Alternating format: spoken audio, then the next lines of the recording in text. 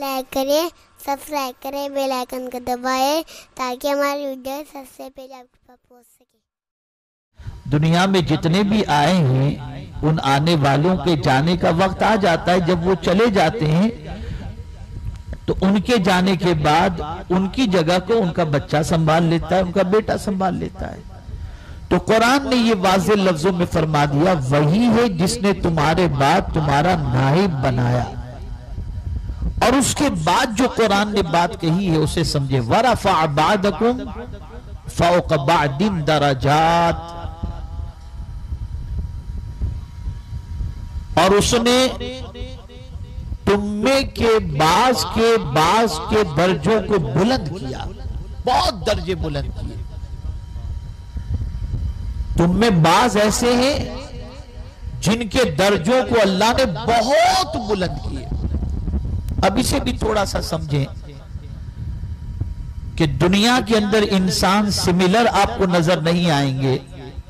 کوئی بہت امیر نظر آئے گا، کوئی بہت غریب نظر آئے گا، کسی کی بہت عزت ہوگی، کسی کو کوئی پوچھنے والا نہیں ہوگا، کوئی صاحب اقتدار ہوگا تو کوئی محروم ہوگا۔ تو دنیا میں آپ دیکھتے ہوں گے کہ درجات بہت ساروں کے بہت بلند ہوئے۔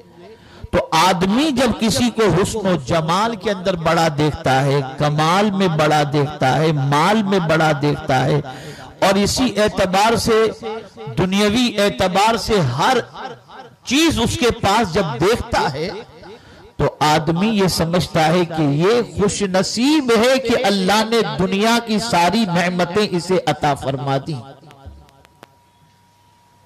اچھا، آج کے دور کے اندر انسان خوش نصیب کسے سمجھتا ہے؟ جس کے پاس راحت کا سارا سامان ہو، آرام کی ساری چیزیں موجود ہوں، دنیا اسے خوش نصیب سمجھتا ہے۔ لیکن میں بہت شارٹ میں بتا دیتا ہوں آپ کو کہ خوش نصیب کون ہے۔ کیا مالدار ہونا خوش نصیبی ہے اور غریب ہونا کم نصیبی ہے؟ تو میں آج آپ کو بتا دوں کہ خوش نصیب کون ہے۔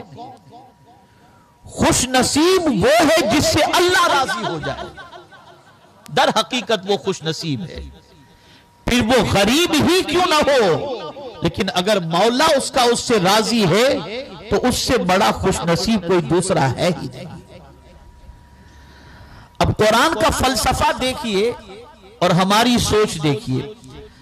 ہم یہ تصور کرتے ہیں کہ مال و منال آ جائے، جاہ و جلال آ جائے، اقتدار آ جائے، اور جس کو اللہ نے یہ سب کچھ دے دیا ہے گویا وہ خوش نصیب ہے اور درجوں کے اعتبار سے بلند۔ آپ دیکھتے ہوں گے، ہم تو کبھی مسجد میں جاتے ہیں اور قرآن خوانی کے اندر کسی کے انتقال پر جب دیکھتے کہ رش زیادہ ہے تو سمجھ جاتے کسی مالدار کا انتقال ہوا ہو۔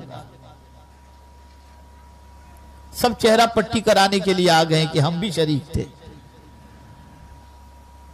لیکن جب کسی غریب کی قرآن خوانی ہو تو وہاں آپ کو انتظار کرنا پڑتا ہے کہ کوئی آئے اور یہ سالے ثواب کرے۔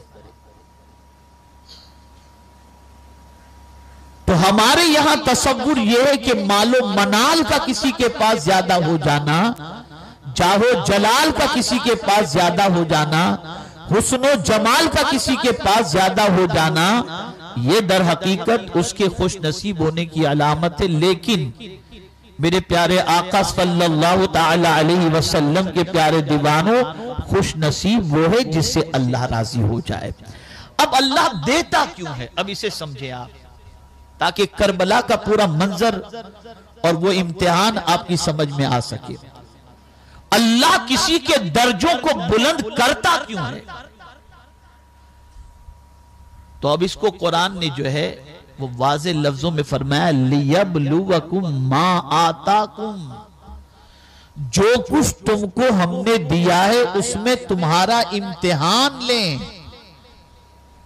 تمہاری آزمائش لیں، تو میرے پیارے آقا صلی اللہ تعالی علیہ وسلم کے پیارے دیوانوں، مال دے کر آزماتا ہے کہ غلط راستے پہ خرچ تو نہیں کرتا، حسن و جمال دے کر کے آزماتا ہے کہ کہیں آوارہ گردی تو نہیں کرتا. یہ ساری چیزیں دے کر اللہ کسی کو درجات بلند دے دیتا ہے تو یہ آزمائش کے لیے ہے. غریبی بھی آزمائش کے لیے ہے کہ غریبی میں کہیں حرام کی طرف تو نہیں جاتا، اللہ کی بارگاہ تو نہیں چھوڑ دیتا، اللہ سے مایوس تو نہیں ہو جاتا. اور جب جاہو جلال اور مال و منال مل جائے تو اس کی وجہ یہ ہوتی ہے کہ پروردگار نے اقتدار عطا کر دیا، کہیں مس یوز تو نہیں کر رہا، کہیں بڑا بنا دیا تو کہیں غلط طریقے سے فیصلے تو نہیں کر رہا. اللہ اکبر. یہاں سے یہ بات سمجھ میں آ گئی کہ جب کسی کو اقتدار دیا جائے، جب کسی کو درجہ تو یہ درجات بلند کر کے اللہ آزماتا ہے کہ اس بلندی درجات پر رہنے والا بندہ کس طریقے سے اپنی زندگی گزارتا ہے. میرے پیارے آقا صلی اللہ علیہ وسلم کے پیارے دیوانوں، رسول اعظم صلی اللہ تعالی علیہ وسلم نے امام حسین کو درجوں بلندی عطا فرمائی اور آپ کو نوجوانان جنت کا سردار بنا دیا. اور یہ سردار بنانے کے بعد اب پروردگار دنیا کے بندوں کو دکھانا چاہتا ہے، میرے بندوں، میرے محبوب نے صرف نواسا ہونے کی حیثیت سے نوجوانان جنت کا سردار نہیں بنایا. آؤ میں تمہیں بتاتا ہوں، میں کربلا کے امتحان میں اسے بھیجوں گا اور ذرا دیکھنا تو صحیح کہ باطل کے سامنے جھکتا ہے یا باطل کے مقابلے میں تیار ہو کر اللہ کے دین کی سربلندی کے لیے سب کچھ لٹا دیتا ہے. اگر لٹا دے تو سمجھ لینا کہ میرا حسین، میرا بندہ اللہ عز و جل کے امتحان میں کامیاب ہو چکا. یاد رکھیں، اسلام پر 2 مرتبہ بہت سخت وقت آیا ہے. 2 مرتبہ بہت سخت وقت آیا. ایک رسول اعظم صلی اللہ تعالی علیہ وسلم کے وصال کے وقت کہ جب آقا کریم صلی اللہ تعالی علیہ وسلم نے پردہ فرمایا تو بہت سارے لوگ ایسے تھے جو سرکار صلی اللہ علیہ وسلم کے وصال کے بعد قانون اسلام کے اندر رعایت اور قانون اسلام کی خلاف ورزی کرنا چاہتے تھے. جیسے زکوٰۃ دینے والوں نے کہا ہم زکوٰۃ نہیں دیں گے سرکار کے وصال کے بعد.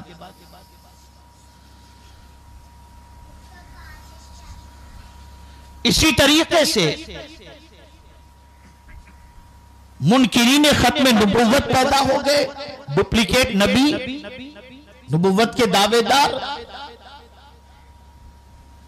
اب سچویشن ایسی تھی کہ مدینہ منورہ میں مسلمانوں کی تعداد اتنی زیادہ نہیں تھی، اور جو تھی اس میں بھی بعض لوگ حضور صلی اللہ علیہ وسلم کے وصال کے بعد زکوٰۃ دینے کے سلسلے میں انہوں نے منع کر دیا.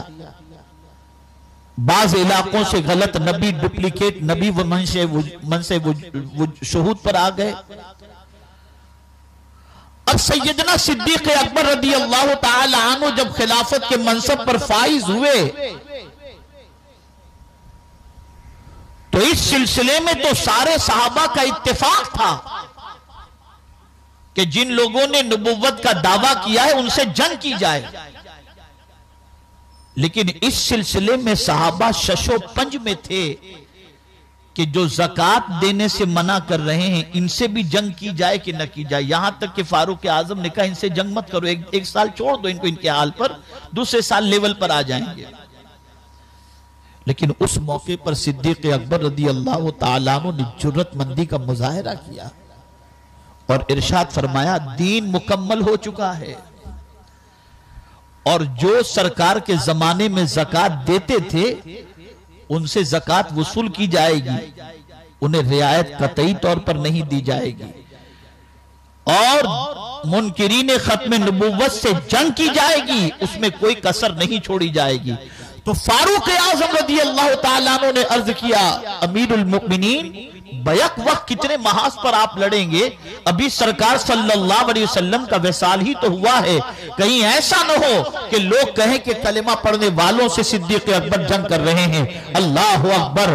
اس موقع پر صدیق اکبر رضی اللہ تعالی عنہ نے برجستہ ارشاد فرمایا تھا کہ اگر میری ران کے گوشت کو جانور کھا جائیں تو یہ تو گوارا ہے، لیکن نبی کے دین کے اندر کوئی شب خون مارے یہ ابو بکر گوارا نہیں کر سکتا۔ چنانچہ صدیق اکبر نے جرأت مندی کا مظاہرہ کیا اور اس کے بعد سارے صحابہ اس بات پر متفق ہوئے کہ ابو بکر کا اسٹیپ، ابو بکر کا قدم یہ سب سے آسن اور سب سے صحیح تھا کہ جس کی وجہ سے اسلام جو رسول اعظم صلی اللہ علیہ وسلم لے کر کے آئے، نہ اس میں کوئی کمی ہوئی نہ اس میں کوئی بیشی ہوئی، بلکہ صدیق اکبر نے وہی اسلام جو رسول اعظم صلی اللہ تعالی علیہ وسلم کے دور پاک میں مکمل ہو چکا تھا، اسی اسلام کو صدیق اکبر نے آگے بڑھایا۔ تو وقت بڑا خطرناک تھا، اس موقع پر صدیق اکبر رضی اللہ تعالیٰ عنہ نے جرأت مندی کا مظاہرہ کیا۔ اور دوسرا وقت اسلام کے چہرے کو اور اسلام کے اصل چہرے کو مسخ کرنے کے لیے جو دوسرا خطرناک وقت آیا وہ یزید کے زمانے میں آیا۔ آپ جانتے ہیں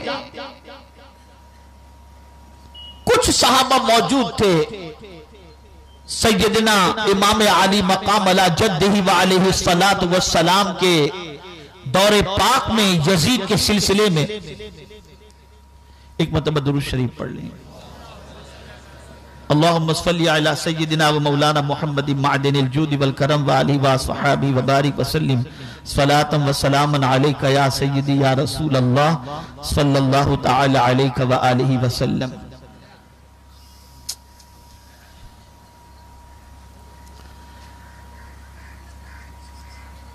امام علی مقام علی جدہ وعلیہ الصلاۃ والسلام کے دور پاک میں یزید جس طریقے سے دعوے دار بن کر کے آیا تو یزید کا معاملہ بھی ایسا تھا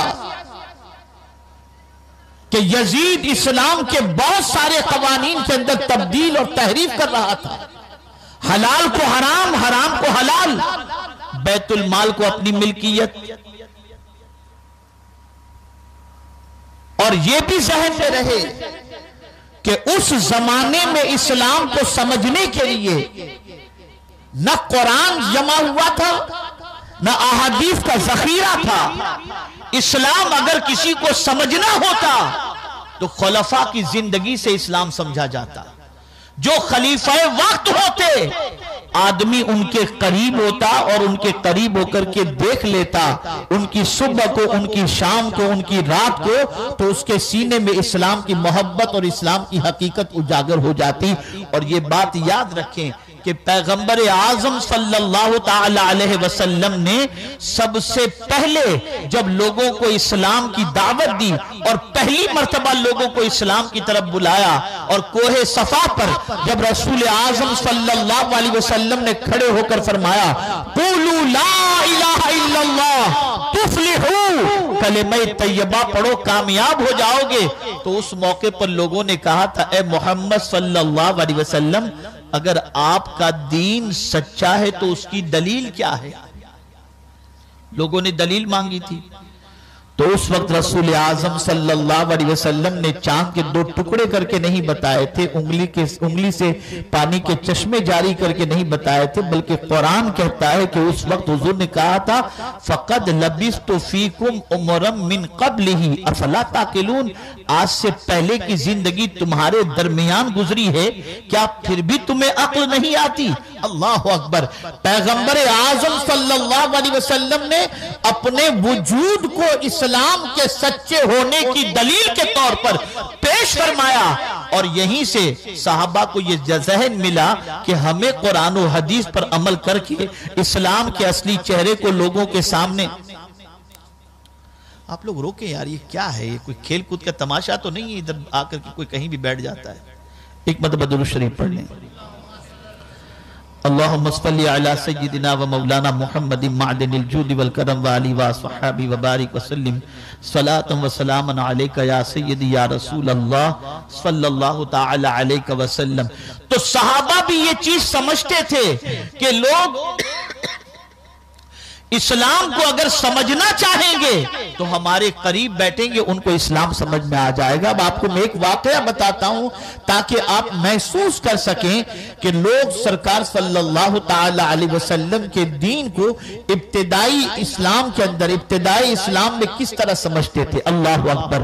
سیدنا صدیق اکبر رضی اللہ تعالی عنہ رسول اعظم صلی اللہ علیہ وسلم کے وصال کے بعد جب مسند خلافت پر بیٹھے تو مسند خلافت پر بیٹھنے سے پہلے آپ کی عادت تھی کہ مدینے کی گلی سے جب گزرتے تو ایک گھر ایسا تھا جس میں کچھ بچیاں رہتی تھیں، اور ان بچیوں کا معمول یہ تھا کہ جب صدیق اکبر رضی اللہ تعالیٰ عنہ کو دیکھتی تو صدیق اکبر رضی اللہ تعالیٰ عنہ سے کہتی کہ ابو بکر ہماری بکری کا دودھ دو کر کے ہمیں دے دو، ہمیں بکری کا دودھ دونا نہیں آتا اور گھر میں کوئی بڑا نہیں ہے۔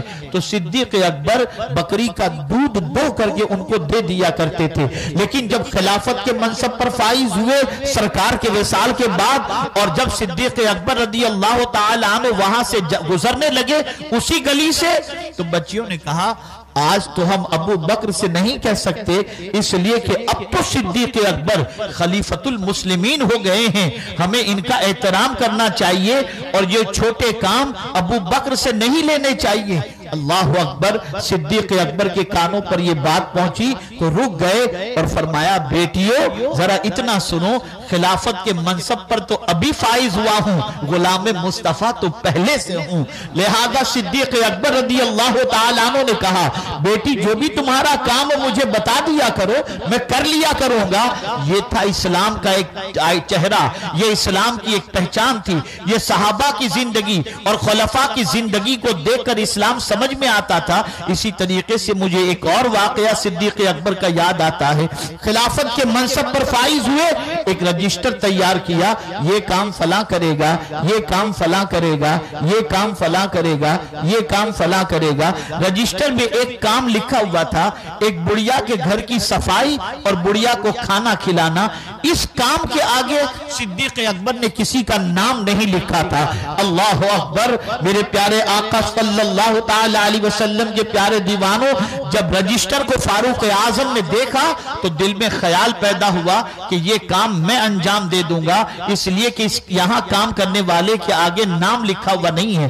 تو فاروق اعظم رضی اللہ تعالی عنہ رات کے وقت اس بڑیا کے گھر پہنچتے ہیں اور صبح کو پہنچتے ہیں فجر کے بعد۔ جب پہنچتے ہیں تو کیا دیکھتے ہیں، گھر میں صفائی بھی ہو چکی ہے، بڑیا کھانا بھی کھا چکی ہے۔ تو فاروق اعظم کو حیرت ہوئی کہ جب نام کسی کا لکھا ہوا نہیں تھا کام کے آگے تو کون آ کر کے یہ کام انجام دیتا ہوگا۔ دوسرے دن فجر سے پہلے پہنچے تب بھی کام انجام کوئی دے کر چلا گیا تھا۔ پھر ایک رات عشاء کے بعد جا کر کے چھپ کر کے بیٹھ گئے کہ ذرا دیکھوں تو صحیح کہ یہ کام کون انجام دیتا ہے۔ تو چھپے ہوئے تھے، چھپ کر ایک جگہ بیٹھے ہوئے تھے، اتنے میں چہرہ ڈھانکے ہوئے، پیر میں نہ جوتے نہ چپل کوئی چیز بھی نہیں تھی، اور ایک بندہ اس کو بڑیا کے گھر کی طرف بڑھ رہا ہے۔ فاروق اعظم نے آواز دی کون؟ تو صدیق اکبر نے جواب دیا ابو بکر۔ اللہ اکبر۔ فاروق اعظم کو حیرت ہوئی اور عرض کرنے لگے امیر المؤمنین یہ کام آپ انجام دے رہے ہیں، ہم خادم تو حاضر تھے، ہمیں حکم فرما دیتے یہ کام ہم انجام دے دیتے۔ صدیق اکبر نے فرمایا عمر یہ کام کٹھن تھا اور اچھا تھا، میں نے سوچا یہ کام میں انجام دے دوں۔ اور اس کے بعد صدیق اکبر سے فاروق اعظم نے پوچھا امیر المؤمنین یہ تو بتائیے کہ آپ جوتے چپل پہنے بغیر آپ نے یہ بھی خیال نہیں کیا کہ کنکریاں چپ جائیں گی، کانٹے اگر چپ جائیں گے تو کیا ہوگا، آپ نے جوتے چپل کیوں نہیں پہنے؟ تو جواب میں صدیق اکبر ارشاد فرماتے ہیں کہ میرے جوتے اور چپل پہننے کی وجہ سے جوتے اور چپل کی آہٹ سے کسی مسلمان کی نیند خراب ہو جائے، یہ بھی ابو بکر گوارا نہیں کرتا۔ اللہ اکبر! آپ ذرا سوچیں۔ اور جب پوچھا گیا چہرہ ڈھانک کر کے کیوں آئے تو جواب میں ارشاد فرماتے عمر میرا کام میں جانوں، میرا خدا جانے، کسی کو پتہ ہی نہ چلے کہ میں کیا رات کو کام انجام دیتا ہوں۔ یہ اللہ والے تھے، یہ پہچان تھی۔ تو صدیق اکبر کی حیات طیبہ کو دیکھ کر اسلام سمجھ میں آتا۔ فاروق اعظم کی زندگی کو دیکھیں کہ جب فاروق اعظم رضی اللہ تعالیٰ عنہ پر مصلی پر حملہ ہوا اور آپ مصلی پر گر گئے فجر کی نماز کے وقت، اور اس کے بعد حضرت عبد الرحمن ابن عوف نے باقی نمازیں مکمل فرمائیں اور باقی رکعتیں جماعت نماز پڑھا دی، تو جب فاروق اعظم رضی اللہ تعالیٰ عنہ کو ہوش آیا تو لوگوں نے پوچھا، لوگوں سے فاروق اعظم نے پوچھا ذرا یہ تو بتاؤ مجھ پر حملہ کرنے والا کوئی مسلمان تو نہیں تھا؟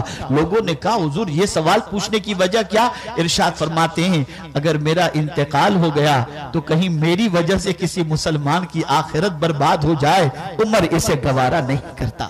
یہ فکر تھی، یہ سوچ تھی۔ ہماری ویڈیو کو لائک شیئر ضرور کریے۔